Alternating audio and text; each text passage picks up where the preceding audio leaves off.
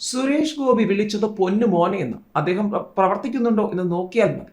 സുരേഷ് ഗോപി പൊന്നു മോനെ എന്ന് വിളിച്ചതായാണ് മനസ്സിലാക്കുന്നതെന്ന് BJP നേതാവ് ശോഭ സുരേന്ദ്രൻ. എയിംസ് വരും മറ്റേ മോനെ എന്ന് സുരേഷ് ഗോപി പ്രസംഗിച്ചതുമായി ബന്ധപ്പെട്ട് മാധ്യമപ്രവർത്തകരുടെ ചോദ്യത്തോട് പ്രതികരിക്കുകയായിരുന്നു ശോഭ. എന്നാൽ സുരേഷ് ഗോപി പറഞ്ഞത് കേട്ടിട്ടില്ലെന്നും ശോഭ സുരേന്ദ്രൻ പറഞ്ഞു.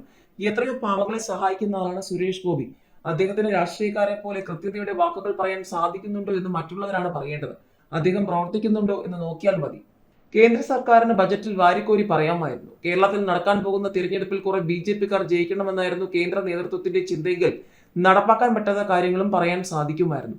ബജറ്റിൽ പറയാത്ത കാര്യങ്ങളാണ് നരേന്ദ്രമോദി കേരളത്തിൽ നടപ്പാക്കിക്കൊണ്ടിരിക്കുന്നത്. ഇനിയും സമയം വൈകിട്ടില്ല.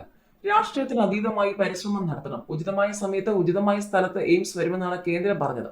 അതിനുള്ള പരിശോധന നടക്കുന്നുണ്ട്. കേരളം കൊടുത്ത സ്ഥലം മാത്രമല്ല പരിശോധനയിലുള്ളത്. എയിംസും അതിവേഗ പാതയും കിട്ടും. RRTSന് ഉപയുക്തമാകുന്ന ജനസംഖ്യയല്ല കേരളത്തിൽ. അതുകൊണ്ടാണ് ശ്രീധരൻ അതിവേഗ പാതയുമായി മുന്നോട്ട് വന്നത്. കേരള സർക്കാർ അഹന്ത കളഞ്ഞ് അതുമായി ബന്ധപ്പെട്ട ചർച്ചയ്ക്ക് തയ്യാറാകണം. ശ്രീധരനൊപ്പം ചേർന്ന് അതിവേഗ പാത നേടിയെടുക്കാൻ ശ്രമിക്കണം. CPM-ന് വേണ്ടാത്തത് കൊണ്ടാണ് PP ദിവ്യ BJP-യിലേക്ക് പോകുന്നു എന്ന പ്രചാരണം നടക്കുന്നതെന്നും അവർ പറഞ്ഞു. നാവ് കൊണ്ടൊരു മനുഷ്യനെ അറുത്തുകൊന്ന ആളാണവർ.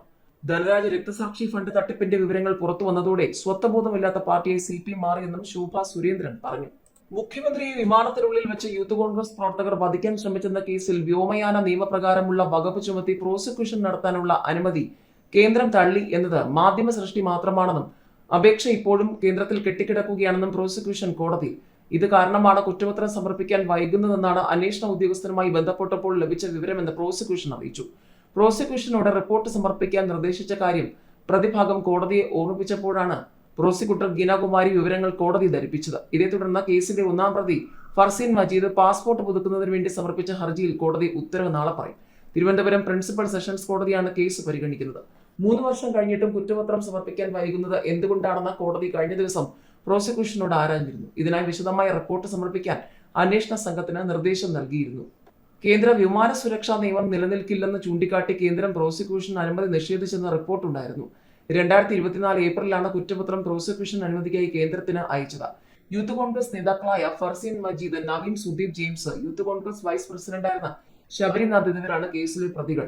2022 ജൂൺ 13-നാണ് കേസിന് ആസ്പദമായ സംഭവം. കണ്ണൂരിൽ നിന്നും തിരുവനന്തപുരത്തിറങ്ങിയ ഇൻഡിഗോ 6C7407 വിമാനത്തിനുള്ളിൽ യൂത്ത് കോൺഗ്രസ് പ്രവർത്തകനായ ഫർസീൻ മജീദ്, RK നവീൻകുമാർ എന്നിവർ പ്രതിഷേധിക്കുകയായിരുന്നു. അന്ന് മുഖ്യമന്ത്രിക്കൊപ്പം വിമാനത്തിലുണ്ടായിരുന്ന EP ജയരാജന്റെ പരാതിയിൽ വലിയൂർ പോലീസ് വധശ്രമത്തിന് കേസെടുക്കുകയും ഗൂഢാലോചനയിൽ അന്നത്തെ യൂത്ത് കോൺഗ്രസ് വൈസ് പ്രസിഡന്റായിരുന്ന ശബരിനാഥനെ പ്രതി ചേർക്കുകയും ചെയ്തിരുന്നു. യൂത്ത് കോൺഗ്രസുകാരുടെ വാട്സ്ആപ്പ് ഗ്രൂപ്പിൽ വിമാനത്തിലെ പ്രതിഷേധം ആഹ്വാനം ചെയ്തുവെന്നായിരുന്നു കുറ്റം. മുഖ്യമന്ത്രിയെ വധിക്കുമെന്ന് ഭീഷണിപ്പെടുത്തിയാണ് പ്രവർത്തകർ പാഞ്ഞെടുത്തത് എന്നായിരുന്നു പോലീസ് റിപ്പോർട്ട്.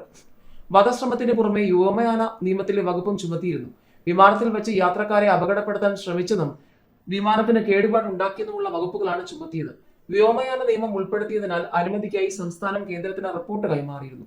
വിമാനത്തിൽ മുദ്രാവാക്യം മുഴക്കുക മാത്രമാണ് ചെയ്തതെന്നും EP ജയരാജനാണ് തങ്ങളെ ആക്രമിച്ചതെന്നും ചൂണ്ടിക്കാട്ടി ഫർസീൻ മജീദും നവീൻകുമാർ നൽകിയ പരാതിയിൽ ജയരാജനെതിരെയും കേസെടുത്തിരുന്നു.